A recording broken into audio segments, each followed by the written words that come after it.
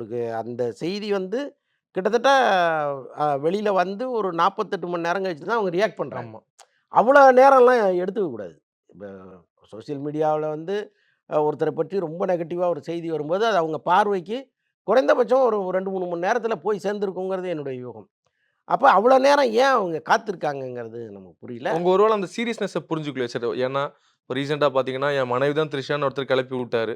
So இந்த மாரி சில விஷயங்கள நம்ம ரியாக்ட் பண்ண வேணாம்னு நெனச்சுட்டு, இதையும் சீரியஸா எடுக்காம விட்டாங்களோ? ஆமா, அப்படிதான் நெனைக்கிறேன் நான். ஏன்னா, அப்ப அவருக்கெல்லாம் பதில் சொல்லிட்டு இருந்தோம்னு வையுங்களேன், திரும்ப திரும்ப அது அது நீடிச்சுக்கிட்டே இருக்கும். இன்னொன்னு அவரு வந்து ஒரு மனநோயாளிங்கிறது வந்து ஆல்மோஸ்ட் எல்லாருக்குமே தெரியும். ஏன்னா, அவர் பேசுறதெல்லாம் நம்ம பார்க்கும்பொழுது, ரொம்ப ஈஸியா நம்மளால அத வந்து யூகிக்க முடியுது.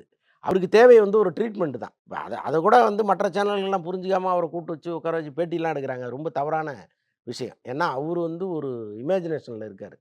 அதுலேருந்து அவர மீட்டு கொண்டு வர்ற கடமை தான் யூடியூப் சேனல்களுக்கு இருக்கணும்.